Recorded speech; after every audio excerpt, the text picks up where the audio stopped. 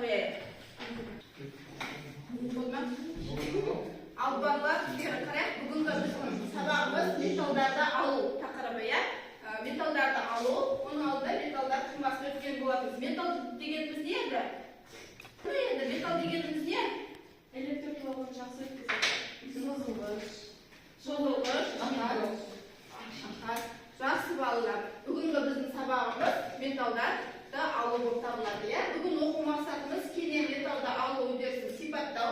Сабақ мақсатымыз кене метал алуды қарастыратын боламыз. Белсенділігі әртүрлі металдарда алудың әдістерін үйренетін боламыз. Ал енді балалар, тобында арқылы топқа бөлінейік. Келіңізді бір-бірден бастайықта екі топқа бөлінейік.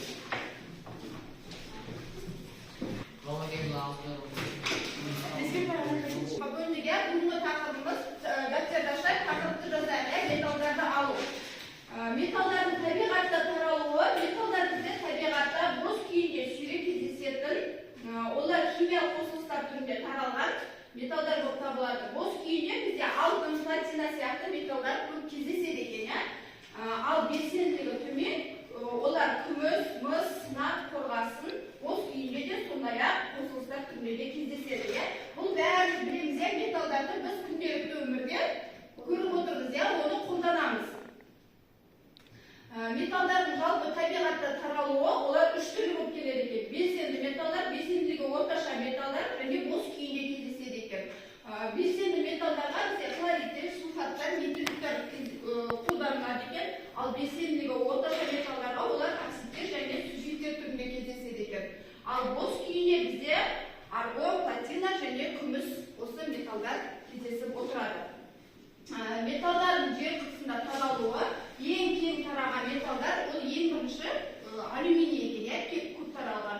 Одан кейін темір, ары қарай кальций, одан кейін натрий, калий, магний және титан элементтері кездеседі екен. Қалған металдар олар аз мөлшерде кездеседі. Бәріміз естуіміз бар, біздің Қазақстанда көптеген металдар бар. Бәрі бізде осы Менделеев кестесіндегі көп металдардың барлығы біздің Қазақстанда табылған екен. Соны есте сақтап алайық. Сонымен қатар балалар, адам ағзасында қажетті металдардың маңызы білеміз. Адамға қандай көп металдар керек? Қандай металдар адам ағзасында кездеседі? Кальций. Мысалы, кальций кездеседі, темір кездеседі, тағы да сутек, оттек адам ағзасында кездесетін металдар екен. Мысалы, алатын болсақ, темір. Темір ол қандай қызмет атқарады? Темір білеміз ғой, ол гемоглобин. Адамның гемоглобин төмен болса, оның не болады? Темір мөлшері аз болып табылады екен. Сонымен қатар балалар, металл кені. Кен дегеніміз ол құрамында металдар мен олардың қосылыстары болатын өндірістер металл алуға жарамды минералдар мен тау жұмыстарын айтуымызға болады екен. Сонымен қатар балалар, бізде металлургияның үш түрі бар. Пирометаллургия, гидрометаллургия және электрометаллургия. Енді топты тапсырма жасайық. Бірінші топқа бізде қазір сендер боз күйінде кездесетін металдарды көрсететін боласыңдар. Ал екінші топқа белсенділігі орташа металдарды көрсететін боласыңдар. Бұл жерде бізде мияқта қандай металдар берілген, бұл боз күйінде қай жерде кездесетіні осы жаққа белгілейміз. Оқулықтан қарайсыңдар, қандай металдар бізде боз күйінде кездеседі. Ал екінші топқа белсенділігі орташа металдарды осы жерге көрсететін боламыз. Сендерге карта берілген,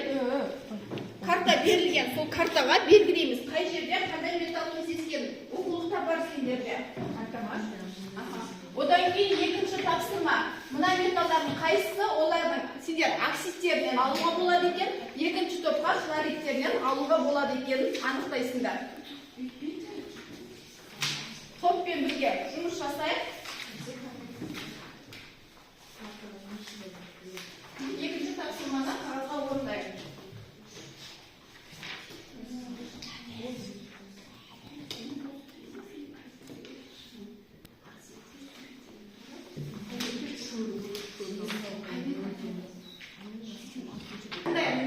Ал балалар, аға болма, екінші топ болыпты, екінші топты тыңдайық. Белсенділігі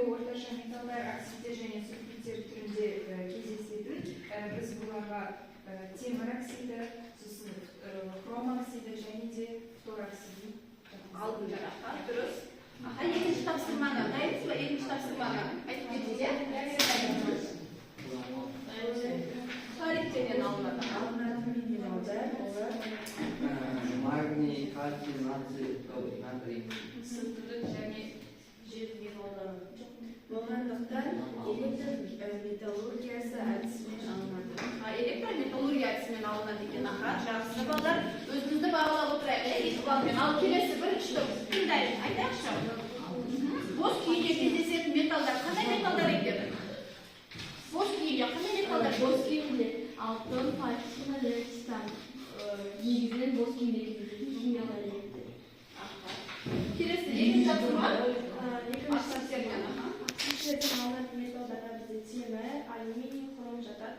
Karmotel mi, metatel mi, әдісімен Алынады екен. Аха, жақсы балдар. Енді өзімізді екі балмен ағалап қояйық, иә? Ал балдар, келесі бізде тапсырмамыз. Келесі тапсырма жұптық тапсырма. Бұл жерде сендерде жұптасып отырып жасайық, иә? Одан кейін екеуден болады екен. Яғни сендерде есептер берілген лабиринт әдісі арқылы, біздегі лабиринт әдісі арқылы есептерді шығарайық. Яғни керектер бір жұптан есепті ал балалар кім бітті? Аружан. Biz en aldымен реакция теңдеуін анықтап алдық. Реакция теңдеуін жасағаннан кейін біз оны теңестірдік. Одан кейін ең алдымен молярлық массасын таптық. Бізде содан соң зат мөлшерін таптық. Натрийдің зат мөлшері белгілі болғандықтан соңында біз натрийдің массасын шығардық. Сонда бізде 1840 грамм шықты. Сол 1840 грамм арқылы біз сонымен жүріп отырып лабиринттен шығардық. Жақсы балалар. Келесі аяулым Жүзбек. Biz bu жерде реакция теңдеуін теңестіріп жаздық. Бізде берілген темір мен күкірттің екеусінің басты мөлшерін тауып, одан кейін екеусінің арасында ең аз мөлшерді таптық. Ол бізде темірдің мөлшері аз болды. Сол арқылы бізден есептей отырып, малярлық массаларын темірдің мөлшеріне қосып, бізден 22 моль шықты. Сол арқылы біз лабириттен 22 саны арқылы лабириттен шығардық. Жақсы, дұрыс. Өзіңізді бағалап отырып, Biz ең алдымен реакция теңдеуін жазып алдық. Содан кейін реакция теңдеуін жазып алғаннан кейін біз кальций мен хлордың молярлық массасын тауып алып, теңестіріп, оның формуласын жазып, есептің жауабын таптық. Осылай бізде 180 грамм шықты. Солай біз лабиринттен шығалды, иә? Лабириттің есігін ашады, иә? Балалар, өзімізді бағалап отырып, үш балдық жүйемен. Келесі. Сендерге берілген жаздыңдар, дұрыс. Газ күйінде қандай зат түзілген екен? Натрий массасы. Жақсы. Одан кейін не таптыңдар? Зат мөлшері, иә? Одан 5 моль шықты. Сосын біз Жақсы. Реакция теңдеуін жаздыңдар, иә? Жауабы қанша шықты? жауап бізде 130 грамм натрий түзіледі. Сендер лабириттен шығалдыңдар ма? 230. Лабириттен шығалдыңдар, иә? Жақсы. 3 балдық. Сендерден яқта бір қате отыр, 2 балдық жүйемен өздеріңді бағалап отырайық. Бізде жұптық тапсырманы орындап жүрді. Келесі тапсырма бізде жеке тапсырма екен. Бұл жерде сендерде металдарды алу тапсырмасы берілген, металдарды алу тапсырмалар берген, әр қайсымыз керек бір ұяшықты таңдайық. Осының артында бір ұяшықтың артында бір сұрақтар бар. Сол сұрақтарға жауап береміз. Өздерің естеріңе сақтағандар. Тыңдайық. Аяулым. Сенде қандай сұрақ? 8-ші ұяшық металдарды алу кезінде қай элемент тотықсыздандырғыш ретінде жиі қолданылады. Металдарды алу кезінде әсіресе оксидтерден көміртек жиі тотықсыздандырғыш ретінде қолданылады. Себебі ол қолжетімді және тиімді. Тиімді болып келеді екен. Жақсы. Аружан. Маған берген сұрақ, жетінші сұрақ, электролиз әдісімен металл алу кезінде Sizce elektroliz кезінде негізінен екі процесс жүреді. Катодта металл иондары тоғысылған және таза металл түрінде бөлінеді. Ал анодта, яғни оң зарядты электродта әдетте дүңгірдегі иондар немесе су молекулалары толтырады, нәтижесінде оттек немесе басқа да газдар бөлінуі мүмкін. Жақсы. Келесі. Беспек. Екі балдық жүйе маңызды отырайын.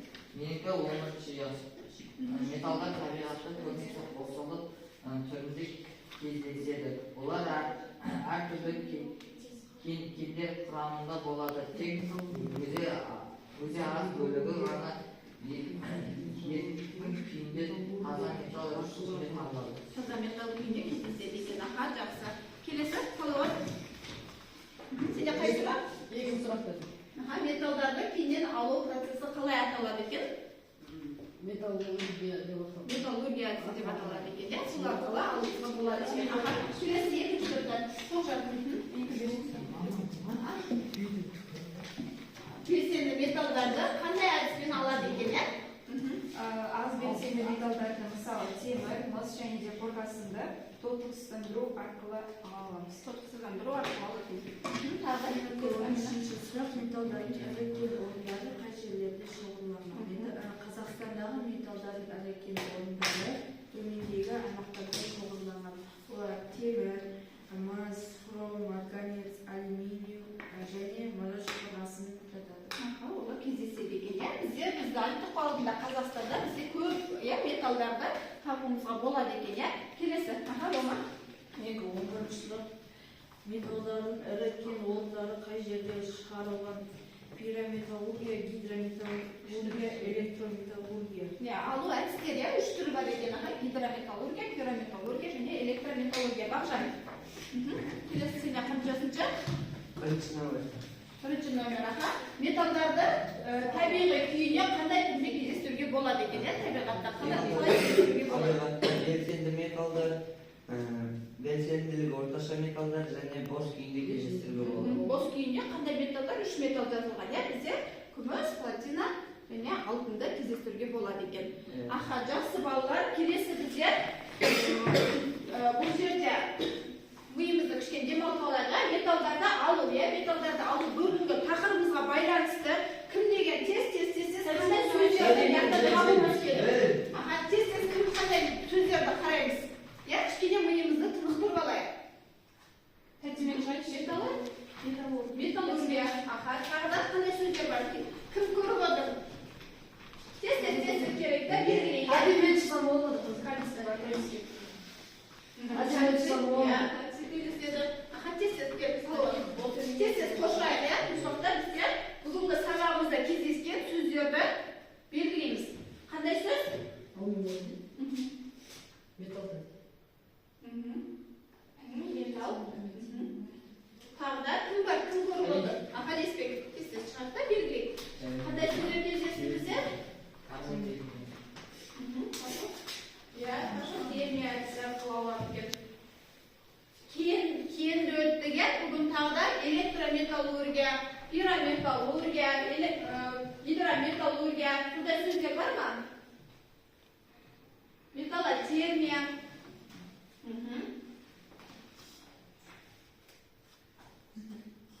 Тағда кім көріп отыр? Рома көріп отыр ба? Қағыран.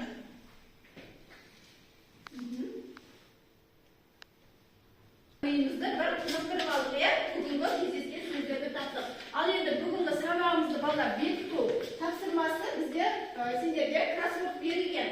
Бірінші қазір кім жылдамдықтарды тексерейік. Бірінші Қаратаудағы ванадий кенін өндіру кезінде табылған минерал атауы. Қандай минерал кездескен екен? Карнот. Санайық, келе ма біріншісі? Карботеш. Жоқ. Тағы да қандай? Ванадий кездесті бізде. Тағы қандай элементтер кездесті? Кім біледі? Бұяқта сұрақтар тұр, қандай сұрақ бар? Екіншісіне. Екіншісі? Қаңқаның өсу байлығы. Тез шартты жазайық, екіншіге кальций деп. Келесі тағы да кім қандай? Қай сұрақ бар? Бесінші сұрақ. Металдарды жоғарғы температурада тотықсыздандыру арқылы алатын әдіс пирометаллургия деп аталады екен. Жақсы. Тағы да кім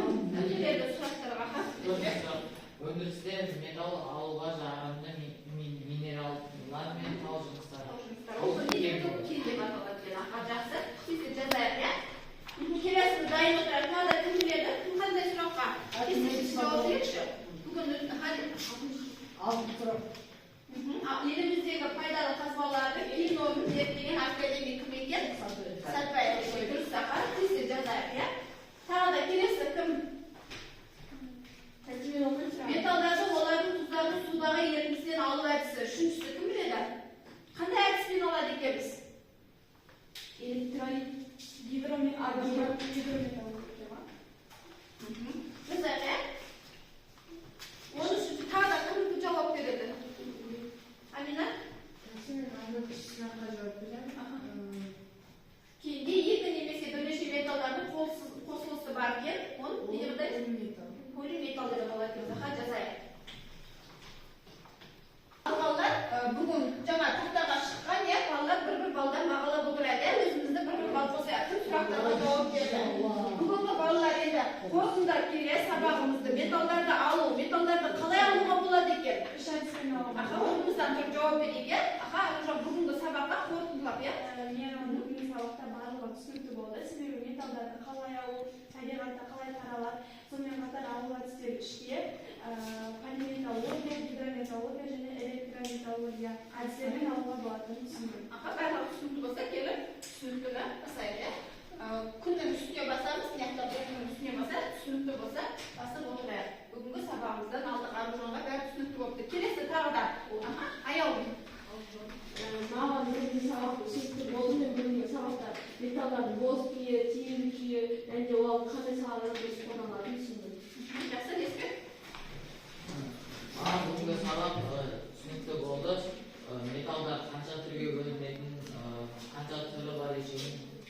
Ya aldık ya. Ballar endi aha kelib ballar endi bunda metallar turali javob berdik. Aldım sababda da o'tib atib. Endi bu ömürge qo'llana olamizmi? Biz degan metallarni kunga ko'rib yuribmiz ya. O'l bolalar aslida metallarga ko'p yumush ishlaydi ya. Aha, kelasi tag'da kim? Bugungi sabab men shu bardoq tushunti bo'ldi. Sebebi men bugungi metallarni qalay oladimi және tabiatga taralуы qanday turlarga bo'linadi bardoq tushundim. Aha, tushunti bo'ldi. Aha, tag'da. Ballar bugun sababda ne tushundik? Bugün sabahlarda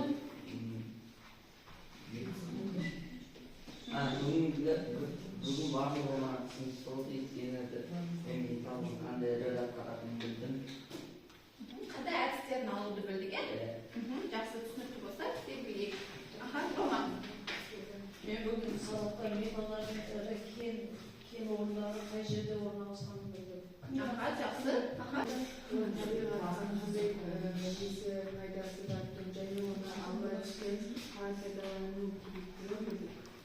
Жалпы бәрі түсінікті болды ғой ya балалар сабақ.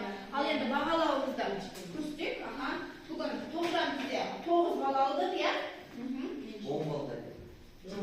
Бағжан 7 бал, Рома 7 бал, Амина 8 бал, Aha, Arıcan 10 bal, Salavat 7 bal, Ayolum 9 bal, Lesbek 8 bal ya. Бағаларымызды бүгін alып отырмыз. Енді үйге тапсырма балдар.